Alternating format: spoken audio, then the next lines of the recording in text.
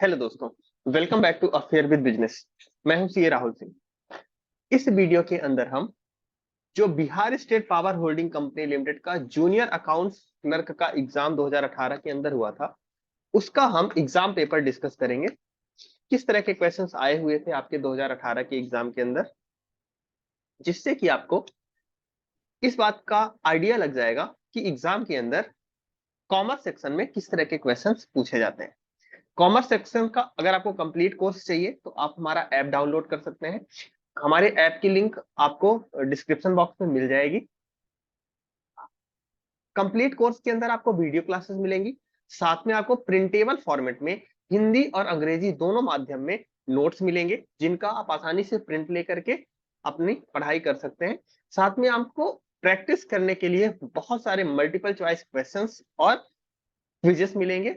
और जब तक आपका एग्जाम नहीं हो जाता है तब तक आपको हमारा सपोर्ट मिलेगा। तो आप एक बार ऐप डाउनलोड करके कोर्स को चेक कर सकते हैं। ठीक है, चलिए हम क्वेश्चंस का डिस्कशन शुरू करते हैं। पहला क्वेश्चन था आपका, ध्यान रखिएगा ये मैं कॉमर्स सेक्शन आपका डिस्कस कर रहा हूं। ठीक है, जो कॉमर्स वाला पोर्शन था आपके लास्ट एग्जाम के अंदर। पहला क्वेश्चन है आपका, how do you calculate the danger level.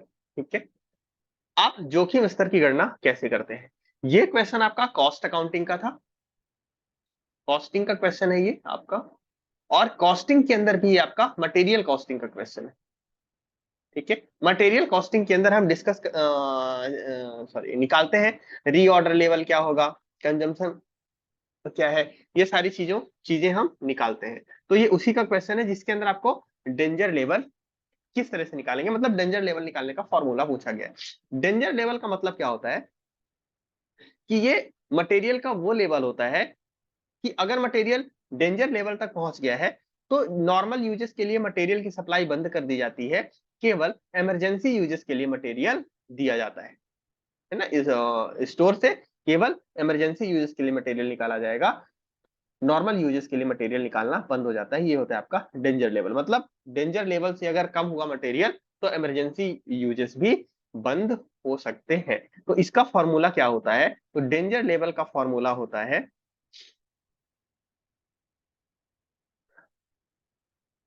Average consumption into lead time और इमरजेंसी परचेस।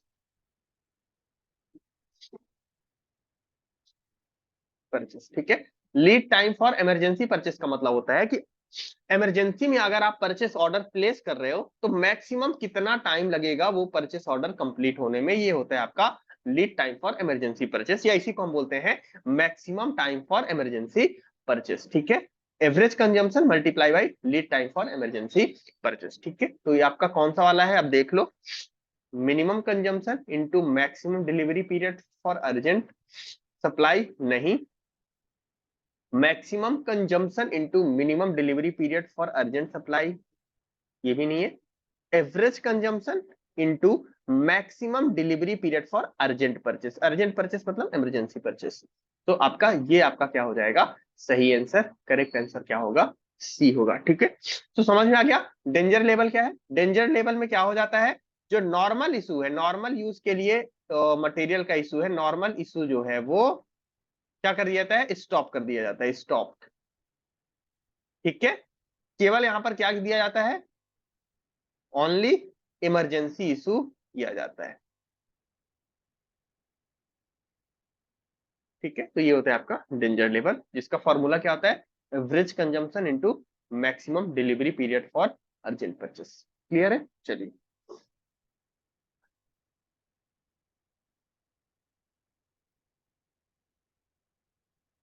अगला क्वेश्चन है आपका, एज पर कंपनीज एक्ट, एज पर companies act 2013 read with the amendments thereto the quorum of the board meeting shall be। Companies act के हिसाब से board meeting का कोरम क्या होगा।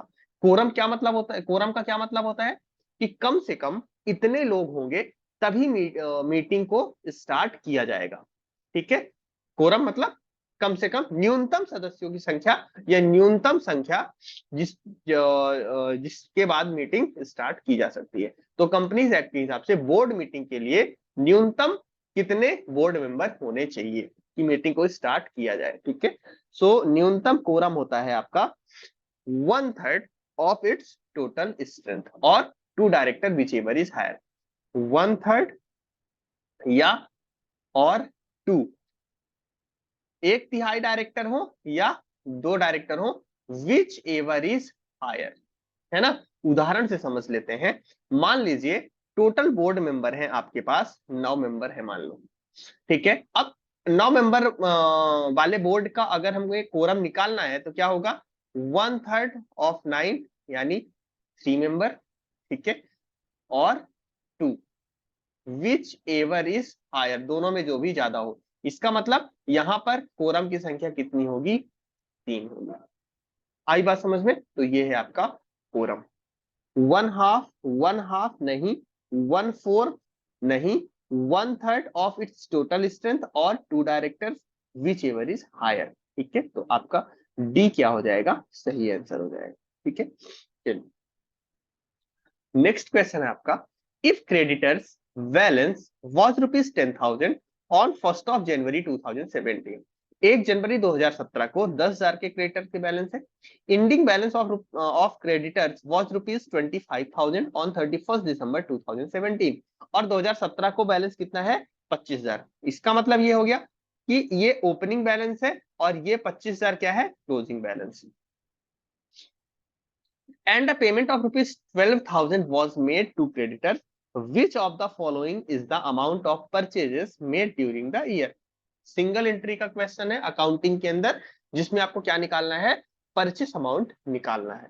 दो तरह से हम निकाल सकते हैं, एक हम स्टेटमेंट बना के निकाल सकते हैं, दूसरा हम क्रेडिटर अकाउंट बना के निकाल सकते हैं। मैं पहले क्रेडिटर अकाउंट बना करके किस तरह से निकालेंगे ये बता देता हूं, फिर स्टेटमेंट वाला भी बता दूंगा।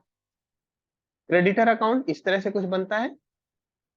क्रेडिटर हमारे लाइबिलिटी है, तो इसका ओपनिंग बैलेंस कहां लिखा जाता है, क्रेडिट साइड में।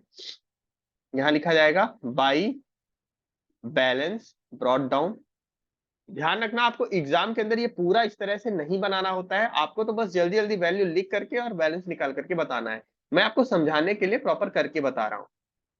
तो बाई बैलेंस बीडी यानी ओपनिंग बैलेंस कितना, 10,000 रुपए हो गया। ओपनिंग बैलेंस यहाँ है तो क्लोजिंग यहाँ होगा, to balance CD carried down कितना, 25,000। फिर क्या है, पेमेंट है 12,000 रुपए का। पेमेंट कहां लिखा जाता है, डेबिट साइड में लिखा जाता है, टू कैश अकाउंट कितना, 10,000। नहीं समझ में आ रहा है कहां लिखा जाता है, तो एंट्री से आप कर सकते हो। कैसे, कैश पेमेंट की एंट्री क्या होती है, क्रेडिटर को अगर आप कैश पे कर रहे हो तो क्या एंट्री पास करोगे, creditor account debit to cash account, यही एंट्री होगी। अब अगर इसकी मैं लेजर पोस्टिंग बोलूं कि क्रेडिटर अकाउंट के अंदर इसकी लेजर पोस्टिंग करके बताओ कैसे करोगे। क्रेडिटर अकाउंट डेबिट हो रहा है, मतलब क्रेडिटर अकाउंट के अंदर हम डेबिट साइड में लिखेंगे, और हम लिखते क्या है हमेशा, अपोजिट वाला वर्ड। सो अपोजिट वाला यानी टू कैश, 10,000 हमने लिख दिया।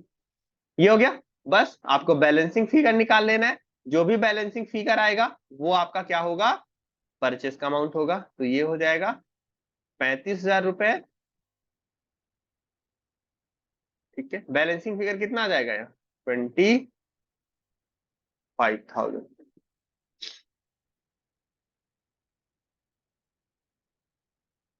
सॉरी सॉरी सॉरी, पेमेंट ये 12,000 है, माय मिस्टेक, ये 10,000 नहीं है आपका, 12,000 है। ठीक है, तो ये हो जाएगा 37,000। ठीक है, तो ये कितना हो जाएगा, 27,000। 27,000 बाई परचेस। कितना आ गया आंसर आपका, 27,000। तो सही आंसर आपका क्या हो जाएगा, बी। आई बात समझ में, किस तरह से निकालना है। दूसरा आप स्टेटमेंट बना के निकाल लो। स्टेटमेंट बना के निकालोगे तो किस तरह से निकालोगे देख लो। ओपनिंग बैलेंस लिख दो 10,000। ठीक है, और इधर की चीजों को इसमें से क्या करना है हमें, या सॉरी क्लोजिंग बैलेंस से निकाल लेते हैं सर से। हम क्या करेंगे, यहाँ लिखेंगे क्लोजिंग बैलेंस। कितना है आपका 25,000, ठीक है। ऐड कर देंगे इसमें जो डेबिट साइड की चीजें हैं। कैश कितना है आपका 12,000, ये हो गया आपका 37,000, और माइनस कर देंगे क्या हम इसमें से ओपनिंग बैलेंस 10,000। तो ये आपका आ जाएगा परचेस अमाउंट। कितना 27,000, ठीक है। तो इस तरह से हम स्टेटमेंट से भी बैकवर्ड कैलकुलेशन करके कर सकते हैं। क्लियर है? चलिए, ये थोड़ा क्वेश्चन का अच्छा लेवल था। तो जो लास्ट एग्जाम हुआ था आपका junior account exam, clerk exam का, तो कुछ क्वेश्चन तो बहुत आसान थे, लेकिन कुछ क्वेश्चंस मॉडरेट लेवल के थे, है ना। तो इतना आसान पेपर भी नहीं था, आपको इन डेप्थ स्टडी करने की जरूरत थी, ऐसा पेपर देख करके आपको लग रहा था, है ना। तो ये क्वेश्चन, जैसे ये अच्छा क्वेश्चन था आपके एग्जाम के हिसाब से। नेक्स्ट है आपका, during a period 15,000 labour hours were work at a standard cost of ₹6.5 per hour. The labor efficiency variance was ₹7,800. Favourable variance कितने तरह के होते हैं? दो तरह के होते हैं, फेवरेबल और unfavourable. How many standard hours per produce, कितने स्टैंडर्ड आवर्स प्रोड्यूस किए गए, ठीक है। तो आपको यहाँ पर लेबर इफिशियंसी वेरिएंस का फॉर्मूला पता होना चाहिए, तो आप ये क्वेश्चन कर पाओगे। सो लेबर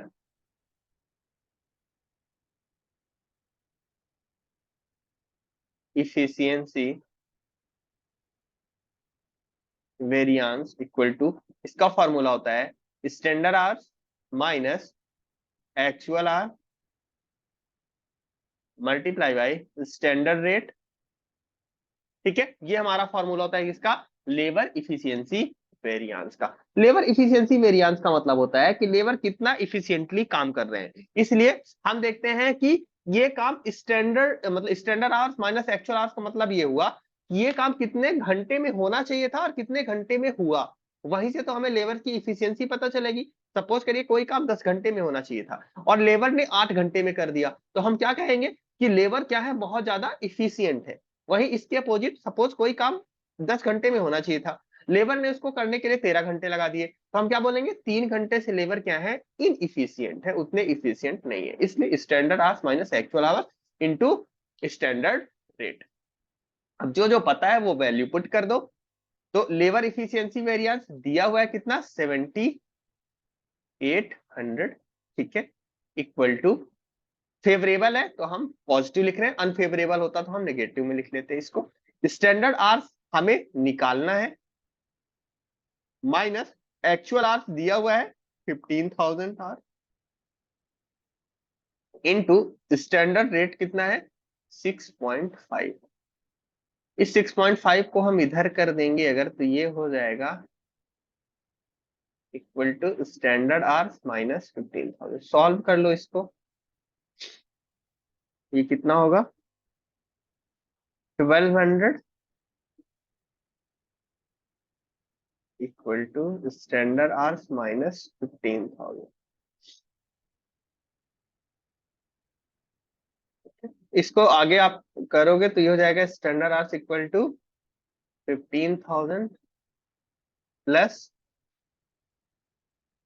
1200, तो स्टैंडर्ड आवर्स इक्वल टू हो जाएगा ये 16,200 आर, ठीक है। और देखकर भी समझ में आ रहा है, देखो 16,200 घंटे लगने चाहिए थे, लगे कितने, केवल 15,000 घंटे, मतलब लेबर इफिशियंट है, इसीलिए ये वेरिएंस क्या था आपका, फेवरेबल था, ठीक है ना। तो आपका सही आंसर क्या हो जाएगा, सी, 16,200।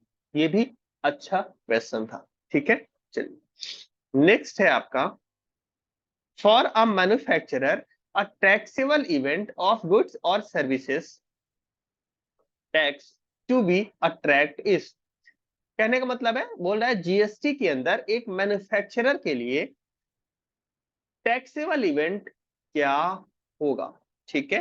तो जीएसटी के अंदर जो टैक्सेबल इवेंट होता है वो क्या होता है, सप्लाई।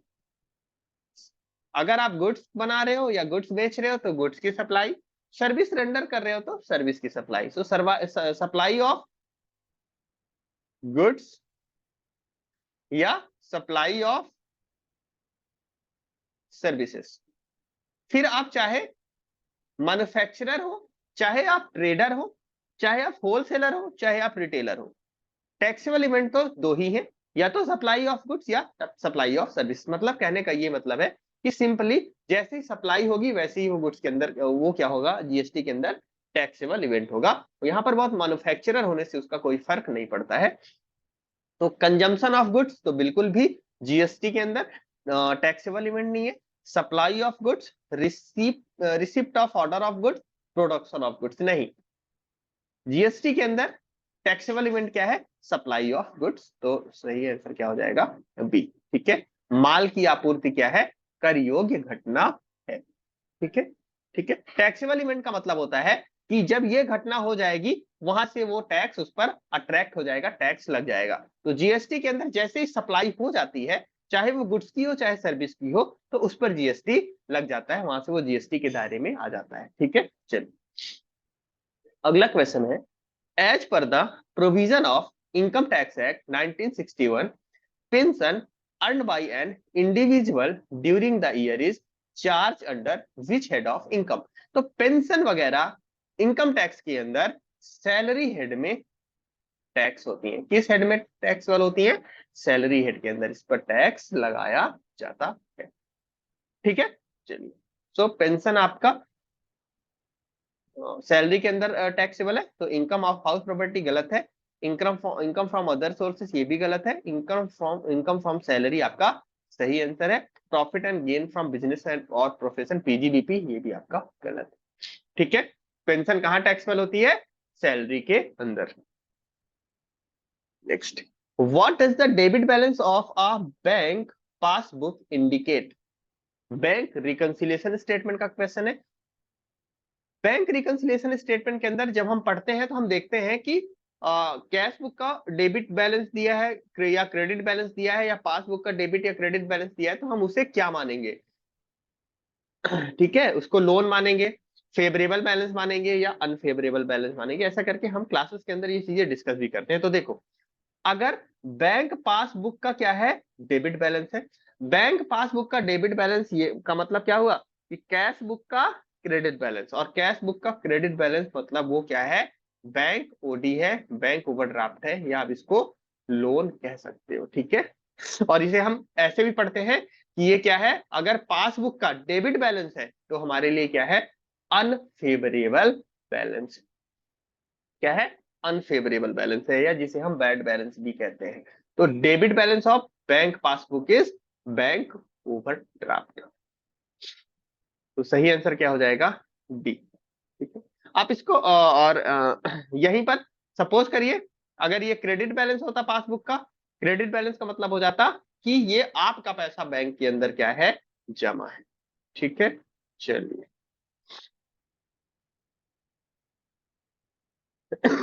सॉरी। नेक्स्ट है आपका, overhead cost is the total of. Overhead cost का मतलब होता है जितनी भी इनडायरेक्ट कॉस्ट होती हैं, इनडायरेक्ट कॉस्ट है ना, अप्रत्यक्ष व्यय, उन सबके टोटल को हम क्या बोलते हैं, ओवरहेड कॉस्ट बोलते हैं। जैसे ऑफिस इलेक्ट्रिसिटी का खर्चा हो गया, रिपेयर एंड मेंटेनेंस का खर्चा हो गया, इनडायरेक्ट लेबर हो गए, यूटिलिटी एक्सपेंडिचर हो गए, ये सब आपके क्या है, ओवरहेड कॉस्ट का पार्ट होते हैं। ठीक है, तो ऑल इनडायरेक्ट कॉस्ट, सी आपका क्या हो जाएगा, करेक्ट आंसर। नेक्स्ट है आपका, as per Companies Act 2013, read with the amendments thereto, for a public limited company, how many maximum members of shareholders are allowed? ठीक है, तो बोल रहा है पब्लिक लिमिटेड कंपनी के अंदर मैक्सिमम कितने शेयर होल्डर हो सकते हैं, मैक्सिमम कितने मेंबर हो सकते हैं। तो पब्लिक लिमिटेड कंपनी के अंदर, नाम ही है पब्लिक लिमिटेड कंपनी, तो पब्लिक लिमिटेड कंपनी में maximum number of share holders की कोई लिमिट नहीं होती है। तो आपका सही आंसर क्या होगा, नो लिमिट। ठीक है, पब्लिक लिमिटेड कंपनी के अंदर चाहे जितने मेंबर हो जाए, जैसे रिलायंस पब्लिक लिमिटेड कंपनी है, लाखों मेंबर है, शेयर एक्सचेंज के अंदर ट्रेड हो रहे हैं, तो उसके तो लाखों करोड़ों मेंबर हो सकते हैं। पब्लिक लिमिटेड कंपनी के अंदर कोई भी लिमिट नहीं है। ठीक है, तो आपका सही आंसर क्या हो जाएगा? Members unlimited, C correct answer होगा। अब यहीं पर देखो, हमने ये देखिए क्वेश्चन, देखो घुमा के पूछा था, जनरली मिनिमम नंबर पूछते हैं, पर इसने मैक्सिमम पूछा था, वो भी पब्लिक लिमिटेड कंपनी का पूछा था। अब यहाँ पर कुछ चीजें समझ लो। जो लिमिट होती है मैक्सिमम मेंबर की, वो प्राइवेट कंपनी के लिए होती है ना। सो प्राइवेट कंपनी के अंदर मैक्सिमम लिमिट कितनी है? 200 मेंबर्स की है ना। अब अगर आप फ्लो में क्वेश्चन पढ़ोगे ध्यान से, सपोज एग्जाम में क्वेश्चन आपने नहीं पढ़ा, तो आप क्या सोचोगे कि मैक्सिमम लिमिट पूछ रहा है, प्राइवेट की पूछ रहा है, 200 मेंबर्स, लगा दो टिक, तो गलत हो जाएगा। तो ध्यान से आपको क्वेश्चन पढ़ने पड़ेंगे। इसी तरह मिनिमम मेंबर्स की भी रिक्वायरमेंट होती है। मिनिमम मेंबर्स कितने होने चाहिए? तो एक प्राइवेट लिमिटेड कंपनी के लिए 2 होने चाहिए, पब्लिक लिमिटेड कंपनी के लिए कितने होने चाहिए? 7 मेंबर होने चाहिए। और एक नया कॉन्सेप्ट आ गया है कंपनी का, ओपीसी, तो 1 पर्सन कंपनी, इसका नाम ही है 1 पर्सन कंपनी, एक होना चाहिए, है ना। तो ये आपकी मिनिमम लिमिट है, ये भी ध्यान रखेंगे साथ में। क्लियर है? चलो अगला प्रश्न है आपका, in case of inter state supply of goods, which of the following would be applicable under GST? So interstate supply, interstate supply का मतलब क्या हुआ? One state to another state, या one state to another union territory, या one union territory to another union territory. ठीक है, तो इस तरह को हम क्या बोलते हैं? इंटरस्टेट। और इंटरस्टेट सप्लाई के केस में क्या लगता है? IGST, integrated goods and service tax. सही आंसर क्या हो जाएगा? सी। अब आप कोई में से कोई बता सकता है कि IGST लगाने के लिए कॉन्स्टिट्यूशन में कौन सा अमेंडमेंट किया गया था, कौन सा आर्टिकल इंसर्ट किया गया था, जिसके थ्रू क्या लगाया गया? IGST लगाने की पावर सेंट्रल गवर्नमेंट को दी गई। ठीक है, आप कमेंट के अंदर बताएं। नेक्स्ट है, which of the following items which of the following items from a balance sheet would be considered as relatively more illiquid, क्या? more illiquid as compared to the others। थोड़ा क्वेश्चंस घुमा करके पूछा गया है। अब फ्लो में आदमी पढ़ेगा तो इसको लिक्विड पढ़ लेगा, बट क्या है? इलिक्विड है। As compare to other, to the other कहने का मतलब है इनमें से कौन सी एसेट ऐसी है जो कम लिक्विड है। कम लिक्विड का मतलब, लिक्विड एसेट का मतलब क्या हुआ? ऐसी एसेट जिसे हम जल्द से जल्द कैश में कन्वर्ट करा सके। और इनलिक्विड का मतलब क्या हुआ? जिसे कैश में कन्वर्ट कराने में बहुत ज्यादा टाइम लगे, है ना। तो हमें इनलिक्विड एसेट यहां पर फाइंड आउट करना है। Plant and machinery, current account balance, investment in treasury bill, bills receivable. तो आप देखोगे ये तीनों करंट एसेट नेचर की हैं और इन्हें आसानी से कैश में कन्वर्ट कराया जा सकता है। तो सबसे ज्यादा इनलिक्विड क्या है? Plant and machinery. सही आंसर क्या हो जाएगा? ए। अब फिर से अगर यहाँ पे हमने फ्लो में क्वेश्चन में इसको लिक्विड पढ़ लिया, तो हम करंट अकाउंट बैलेंस को टिक करके आ जाएंगे, हमारा आंसर गलत हो जाएगा। तो थोड़ा क्वेश्चन को हमें ध्यान से पढ़ना है। ठीक है, नेक्स्ट क्वेश्चन है आपका, as per Companies Act 2013, read with amendment thereto, with how many days from the date of annual general meeting of the company, financial statement of the company shall be filed with the registrar। ठीक है, तो आप सबको पता है कि annual general meeting के बाद जो ऑडिटेड फाइनेंशियल स्टेटमेंट जो एजीएम के अंदर एडॉप्ट हो गए हैं, उनको हमें आरओसी के पास, रजिस्ट्रार ऑफ कंपनीज के पास फाइल करना पड़ता है। सॉरी, क्वेश्चन बोल रहा है कितने दिन के अंदर हमें फाइल करना है। तो देखो, एजीएम से 30 दिन के अंदर हमें क्या करना होता है? अपने फाइनेंशियल स्टेटमेंट आरओसी के पास जमा करने होते हैं। कितने दिन के अंदर? With in 30 days. मतलब जनरली एजीएम की ड्यू डेट क्या होती है? 30 सितंबर तक एजीएम हो जाना चाहिए, है ना। होता है ना कि आपका फाइनेंशियल ईयर से 180 डेज के अंदर हो जाना चाहिए, दो एजीएम के बीच में 15 मंथ से ज्यादा का टाइम भी होना चाहिए, ऐसा करके। तो मैक्सिमम डेट हम मान के चलते हैं जनरली वो 30 सितंबर होती है, यहाँ तक आपकी एजीएम हो जानी चाहिए। तो अगर हम 30 सितंबर से कंसिडर करें, तो विद इन 30 डेज आपके फाइनेंशियल स्टेटमेंट आरओसी के पास सबमिट हो जाने चाहिए। ठीक है, तो सही आंसर क्या हो जाएगा आपका? बी। अब यहीं पर एक क्वेश्चन मैं पूछता हूं आपसे कि ये तो हो गया फाइनेंशियल स्टेटमेंट कितने दिन के अंदर हम सबमिट हो जाने चाहिए एजीएम से। एक होता है कंपनी का एनुअल रिटर्न, एनुअल रिटर्न, ठीक है, जिसे हम किस में फाइल करते हैं? एमजीटी 7 के अंदर। तो एमजीटी 7 फाइल करने की, एनुअल रिटर्न फाइल करने की ड्यू डेट क्या होती है? आप बताओ कमेंट के अंदर, कितने दिन के अंदर एनुअल रिटर्न फाइल हो जाना चाहिए? So with in 60 days, 60 days from annual journal meeting, AGM से 60 दिन के अंदर जमा हो जाना चाहिए। ठीक है, तो ध्यान रखेंगे फाइनेंशियल स्टेटमेंट सबमिट करने की डेट है 30 days from the annual journal meeting, और एनुअल रिटर्न यानी एमजीटी सबमिट करने की डेट क्या है? 60 days from the annual journal meeting. Clear? चलिए नेक्स्ट है आपका question, which of the following is the correct equation two define dual aspect concept double entry system of accounting. ठीक है, सो देख लो क्या होता है डुअल एस्पेक्ट अकाउंटिंग के हिसाब से? Asset equal to capital plus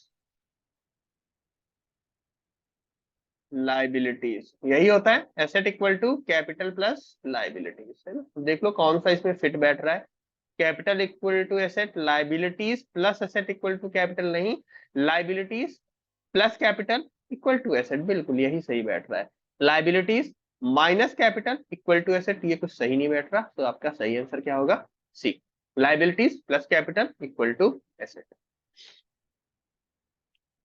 which of the following is a current liability, कौन सी करंट लाइबिलिटी है? अब कुछ क्वेश्चंस बहुत ही आसान से पूछ लिए गए हैं और कुछ क्वेश्चंस आपके ट्विस्ट वाले थोड़े से कठिन पूछे गए हैं। अब यह पूछ लिया गया करंट लाइबिलिटी क्या है? सन्ड्री डेटर करंट एसेट है, सन्ड्री क्रेडिटर्स बिल्कुल यही है आपकी करंट लाइबिलिटी, प्रीपेड एक्सपेंडिचर ये भी करंट एसेट है, इन्वेंट्री भी आपका क्या है? करंट एसेट है। तो सही आंसर क्या हो जाएगा?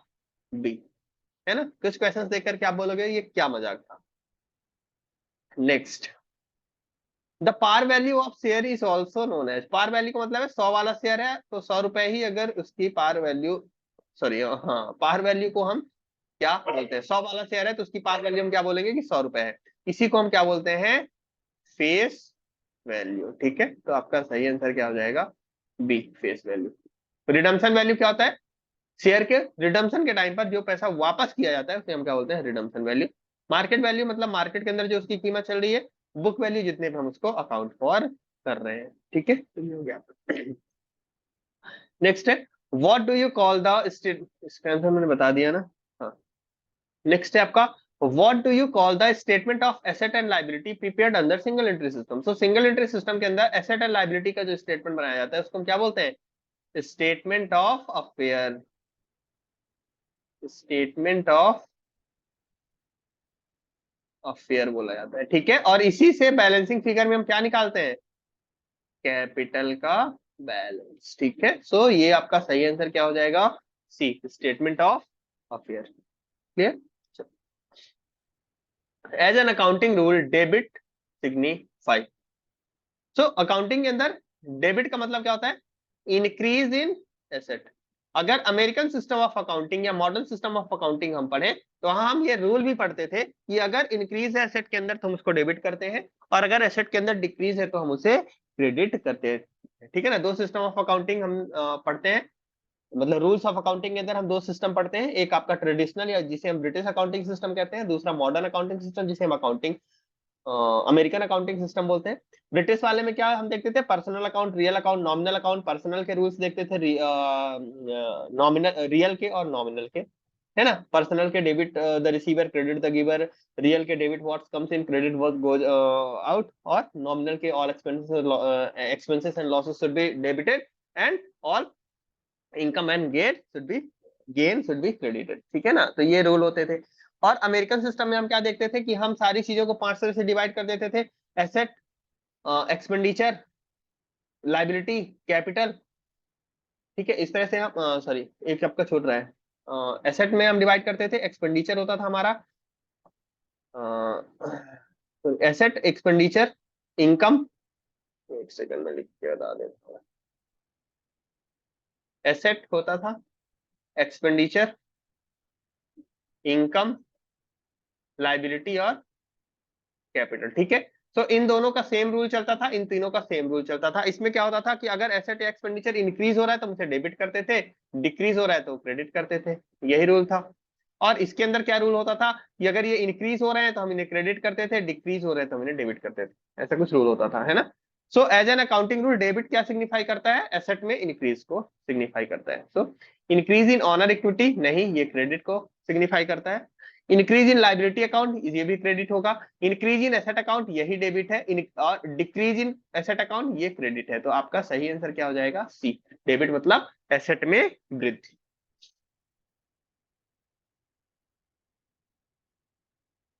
अगला, what is the golden rule for personal account. आ ही गया, पर्सनल अकाउंट का गोल्डन रूल क्या है, debit the receiver, credit the giver. ढूंढ लो, सही आंसर क्या हो जाएगा आपका, सी।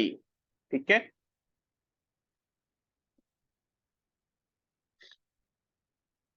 तो ये हो गया आपका।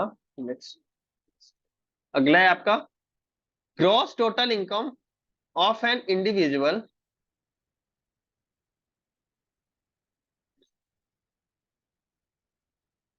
एक सेकंड,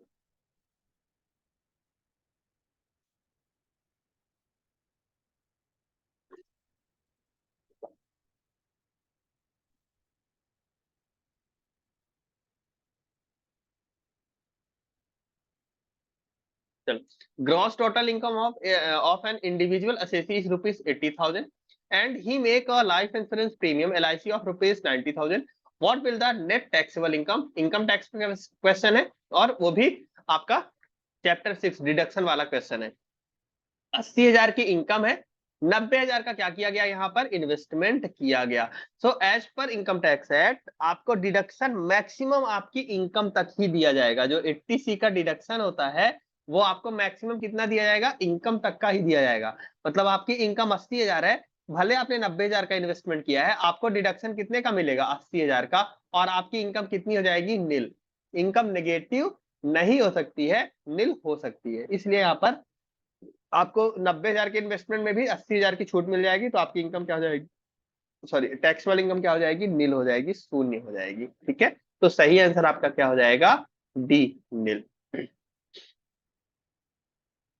अब यहां से एक ये भी क्वेश्चन बन सकता है कि आपको LIC की छूट 80C के अंदर कितनी मिलेगी, तो 80,000 की मिलेगी, है ना, maximum up to income. Next, as पर companies act 2013, read with amendment thereto, which company is required to constitute CSR committee। ठीक है, कॉर्पोरेट सोशल रिस्पॉन्सिबिलिटी का क्वेश्चन है। ठीक है, CSR का सेक्शन कौन सा है, आप लोग बताओगे। जहां तक मुझे याद आ रहा है सेक्शन 135 है कंपनीज एक्ट का। तो एक लिमिट दी हुई है, अगर वो लिमिट कोई कंपनी क्रॉस करती है तो कंपनी को CSR पे खर्चा करना पड़ता है, कॉर्पोरेट सोशल रिस्पॉन्सिबिलिटी का काम करना पड़ता है, और उसके लिए उन्हें कंपनी कमेटी बनानी पड़ती है। ठीक है, लिमिट क्या है, तो देखो तीन लिमिट दी हुई है। एक टर्नओवर की लिमिट है,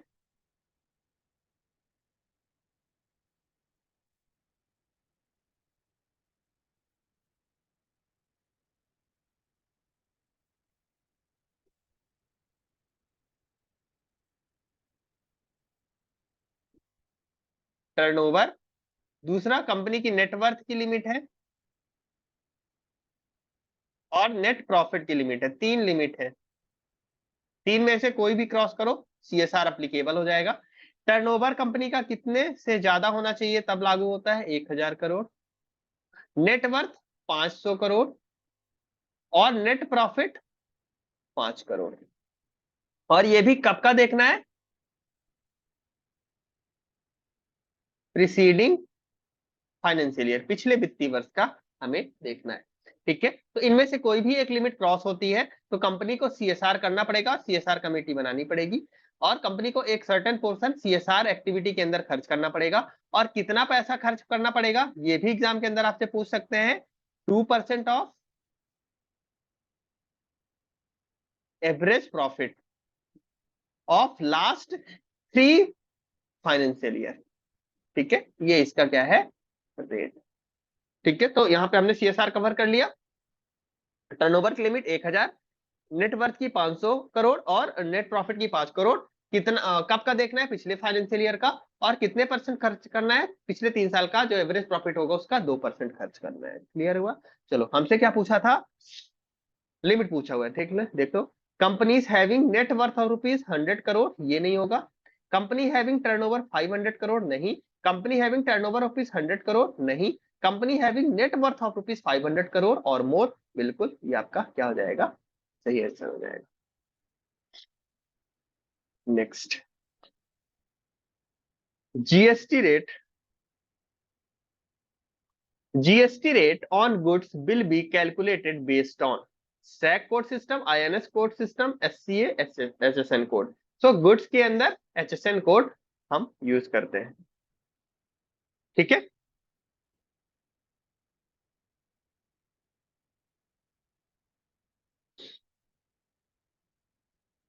बाकी सैक किसके लिए होता है, सर्विस के लिए होता है। तो आपका सही आंसर क्या हो जाएगा, डी हो जाएगा, एचएसएन कोड।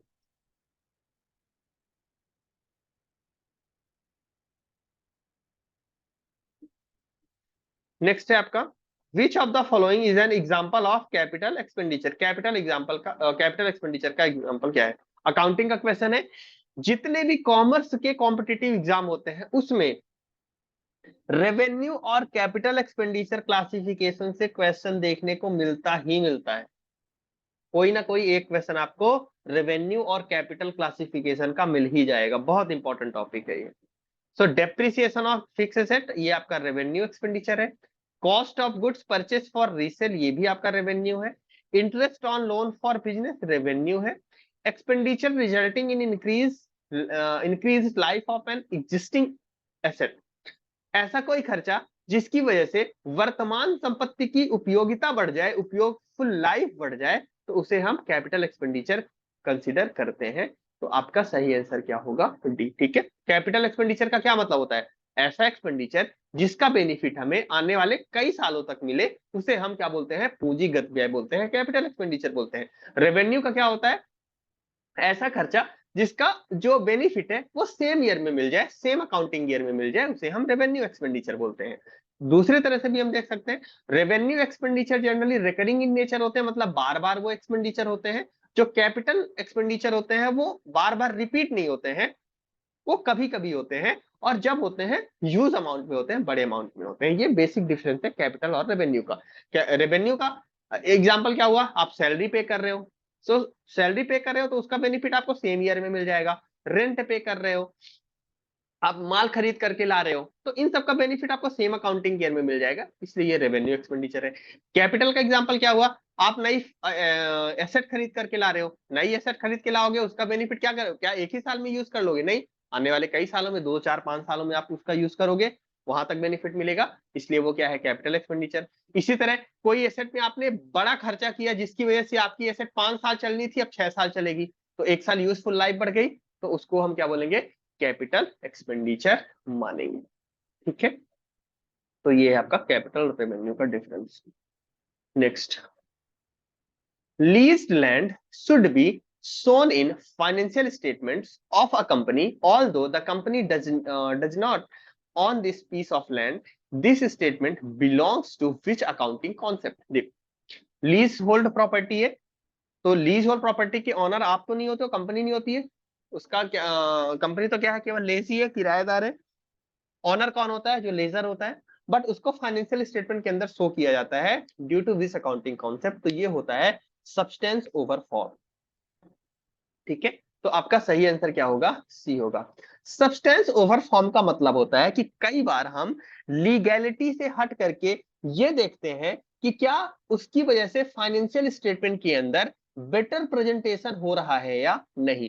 अब देखो, लीज्ड होल प्रॉपर्टी है, लीज और प्रॉपर्टी आपको पता है, आप ऑनर नहीं हो, कंपनी ऑनर नहीं है, बट लीज और प्रॉपर्टी में क्या होता है, जनरली पूरा का पूरा कंट्रोल कंपनी के पास होता है, और जब लीज टर्म खत्म होता है तो जनरली वो एसेट लेजी को दे दी जाती है, मतलब कंपनी को ही मिल जानी है। तो एक तरह से तो क्या है, वो लीज होल्ड प्रॉपर्टी कंपनी की ही हुई। बट लीगैलिटी में अगर आप देखोगे कानूनी रूप से तो नहीं है, कानूनी रूप से तो आप किराएदार हो, जब तक कि आप सारा लीज का पैसा ना पे कर दो, लीज का टेन्योर ना खत्म हो जाए, तब तक तो आप लीगल ऑनरशिप आपके पास है नहीं, है ना। तो लीगलिटी के हिसाब से तो वो आप ऑनर नहीं हो, फिर भी उसको आपको बुक्स के अंदर दिखाया जाता है जिससे कि आपका बेहतर प्रेजेंटेशन हो जाए। इसे हम बोलते हैं सब्सटेंस ओवर फॉर्म। ठीक है, कि हम कई बार कानूनी प्रावधानों को साइड करके हम ये देखते हैं कि हमारे फाइनेंशियल स्टेटमेंट बेहतर प्रेजेंटेशन दे रहे हैं, बेहतर रूप से true and fair view present कर रहे हैं या नहीं, इसे हम सब्सटेंस ओवर फॉर्म कहते हैं। ठीक है, तो आपका सही आंसर क्या हो जाएगा, डी। नेक्स्ट है आपका, एज पर companies act 2013 read with amendment, who among the following is considered as a key managerial person। Companies act के हिसाब से केएमपी किसे माना जाएगा, किसे माना जाता है। तो देखो, कंपनीज एक्ट के हिसाब से जो कंपनी के की मैनेजेरियल पर्सन होते हैं वो होते हैं कंपनी का चीफ एग्जीक्यूटिव ऑफिसर, सीईओ, या कंपनी का मैनेजिंग डायरेक्टर, या कंपनी एमडी जिसे हम बोलते हैं, या कंपनी का मैनेजर। ठीक है, मैनेजर मतलब सेल्स परचेस मैनेजर नहीं, कंपनी का ओवरऑल मैनेजर।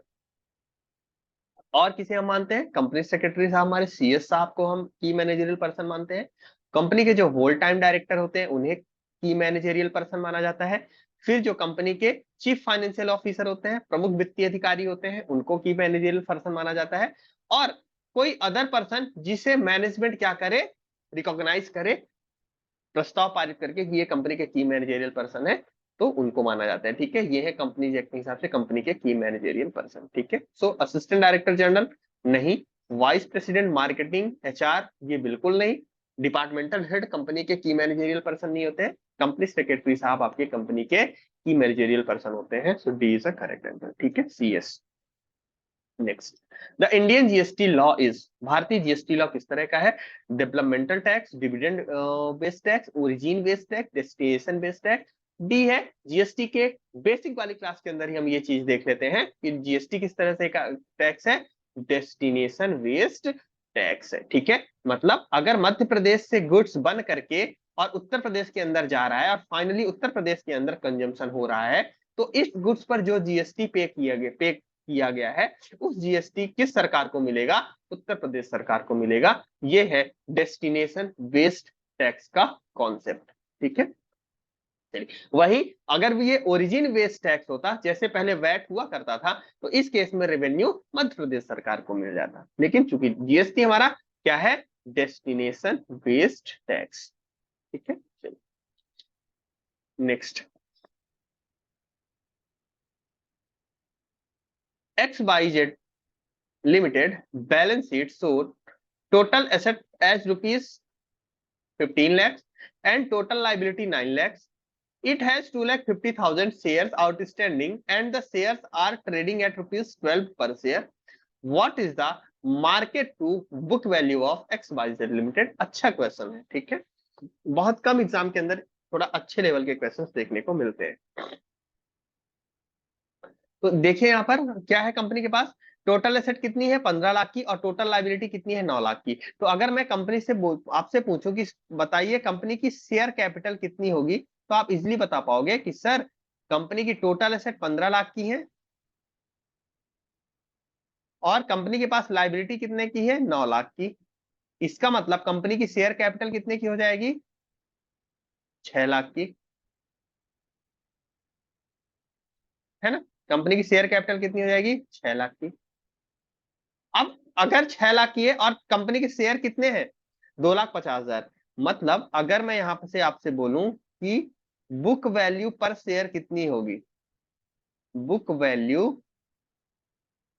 पर शेयर, तो आप बोलोगे सर 6 लाख टोटल वैल्यू है, नंबर ऑफ शेयर कितने हैं, 2,50,000, तो एक शेयर की कीमत कितनी हो जाएगी,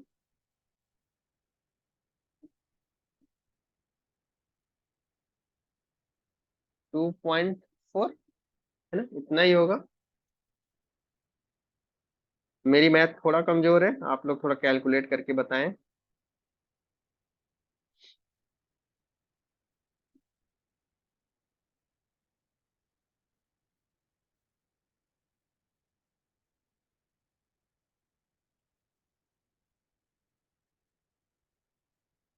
2.4 पर शेयर। ठीक है, ये होगी हमारी क्या बुक वैल्यू पर शेयर।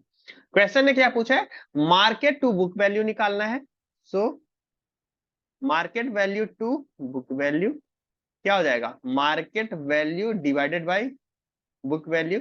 मार्केट वैल्यू कितना है 12 डिवाइडेड बाय कितना हो जाएगा बुक वैल्यू 2.4। क्या रेशियो बनेगा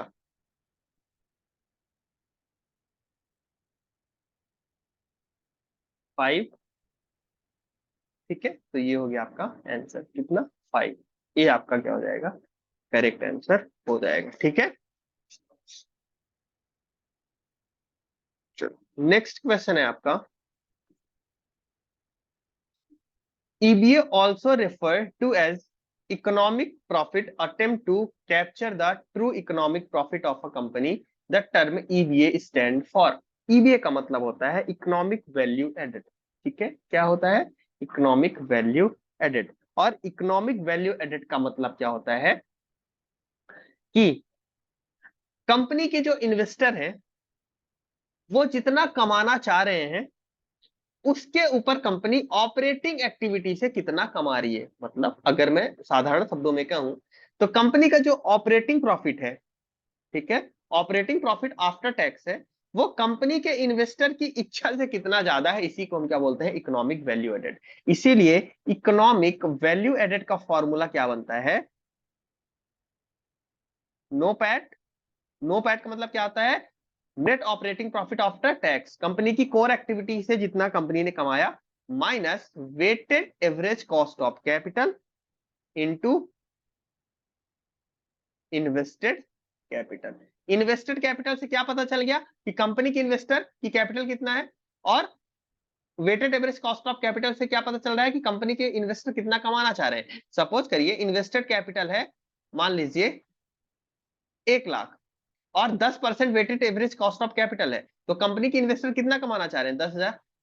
अब कंपनी ने सपोज करिए ऑपरेटिंग एक्टिविटी से प्रॉफिट आफ्टर टैक्स कंपनी ने 12,000 कमाया, 12,000 रुपए का कमाया, तो आप क्या बोल सकते हो कि कंपनी का जो ईबीए है वो कितना है 2,000 रुपए, इकोनॉमिक वैल्यू एडेड। ठीक है, चलिए तो आपका सही आंसर यहाँ पर क्या है आपका economic value added. Next, a telecom service provider company receive refundable deposit from customer at the time of issuing the SIM card to new customer. The average customer stay with the entity 4 years. Which would be correct accounting treatment of such deposit in the financial statement of telecom service provider company? कहने का मतलब है company जब SIM issue कर रही है तो company एक डिपॉजिट ले रही है, और जब कंपनी के वो कस्टमर कंपनी को छोड़ के जाएंगे तो वो डिपॉजिट को वापस कर देंगी। तो इसको किस तरह से अकाउंटिंग के अकाउंट्स के अंदर हमें ट्रीट करना है, तो क्या ये रिफंडेबल डिपॉजिट है, मतलब आज नहीं तो कल कंपनी को वापस करना है, तो ये कंपनी के लिए क्या होगा दायित्व होगा, कंपनी की क्या है ये लाइबिलिटीज है। तो सही आंसर क्या हो जाएगा सी।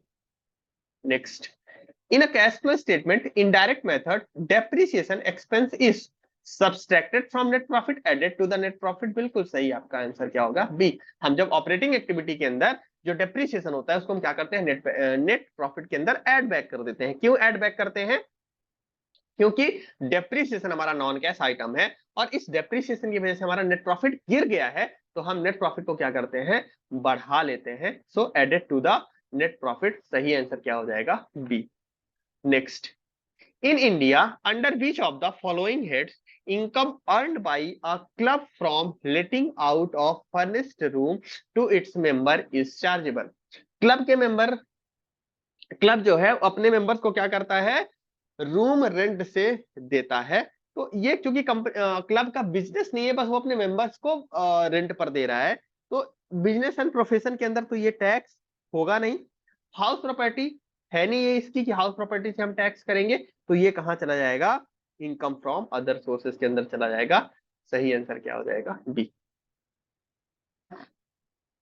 फिर है in the ratio analysis capital employed is calculated as. तो रेशियो एनालिसिस के अंदर जनरली कैपिटल एम्प्लॉयड का मतलब होता है share capital, share capital plus reserve and surplus plus long term loan, long term loan या लॉन्ग टर्म आउटसाइड लाइबिलिटी। ठीक है, तो देख लो share capital plus reserve and surplus, equity share capital plus preference share capital, net worth, total asset minus current liability. सही answer क्या हो जाएगा? D, total asset minus current liability. तो total asset minus current liability का मतलब यही हो गया, share capital plus reserve and surplus plus long term liability. ठीक है, तो सही आंसर क्या हो जाएगा? डी। अगला है आपका, which among the following current asset represent amounts due from customer for which revenue has been recognized? Which among the following current asset represent amount due from customer for which revenue has been recognized? नीचे जो चीजें दी गई हैं इनमें से कौन सी ऐसी चीज है जिससे रेवेन्यू बुक किया गया है और कस्टमर का ड्यूज है ना? कस्टमर का ड्यूज है जिसका हमने रेवेन्यू बुक किया हुआ है, मतलब उधार बिक्री पूछ रहा है। और उधार बिक्री वाले को हम क्या बोलते हैं? जिसे हम उधार बिक्री कहते हैं, सॉरी, जिस कस्टमर को हम उधार बेचते हैं उस कस्टमर को हम क्या बोलते हैं? डेटर या अकाउंट रिसीवेबल। तो सही आंसर क्या होगा आपका? डी। ठीक है, ऐसे ग्राहक जिनसे हमने इनकम बुक की है और पैसा उधार है उन्हें हम क्या बोलते हैं? तो हम उन्हें देनदार बोलते हैं। अगला, calculate the net profit of a firm from the following data.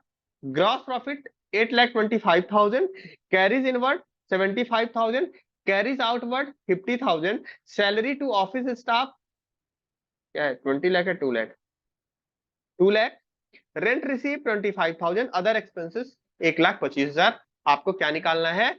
Net profit निकालना है। तो चाहे प्रॉफिट एंड लॉस अकाउंट बना के निकाल लो, चाहे वैसे ही निकाल सकते हैं, हम स्टेटमेंट बना के, हम पीएनएल बना के निकाल लेते हैं, अकाउंटिंग वाले हैं। अब एग्जाम के अंदर पूरा पीएनएल नहीं बनाना है, सिंपल सा यहाँ पे लिखो, ग्रॉस प्रॉफिट कितना है आपका? 8,25,000, कैरीज इनवर्ड 75,000। क्या है ये? डायरेक्ट एक्सपेंडिचर है, और डायरेक्ट एक्सपेंडिचर मतलब ऑलरेडी ट्रेडिंग अकाउंट में लिख दिया गया होगा, मतलब इस ग्रॉस प्रॉफिट में तो ऑलरेडी वो माइनस है, तो हमें इसको कुछ भी करने की जरूरत नहीं है, जस्ट इग्नोर।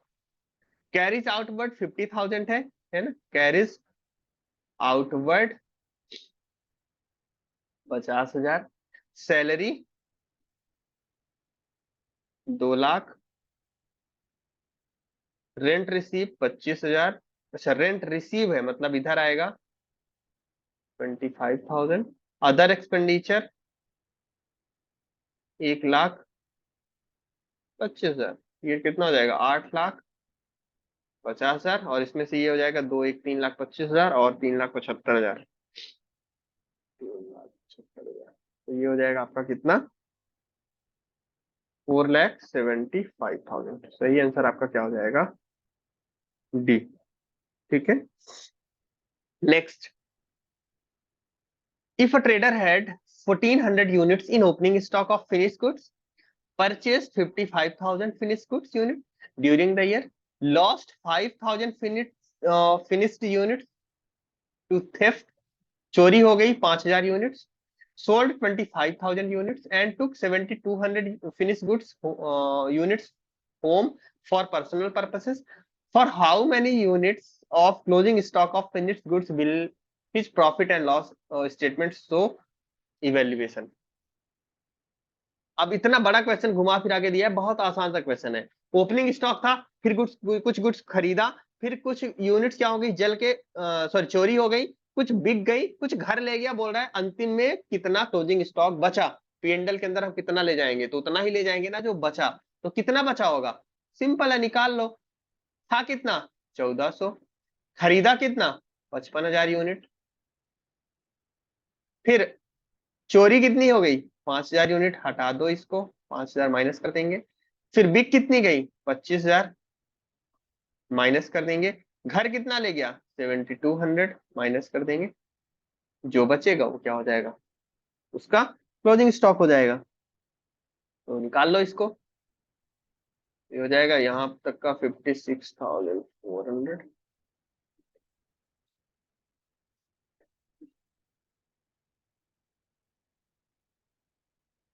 19,200 यूनिट। तो आपका सही आंसर क्या हो जाएगा? नेक्स्ट,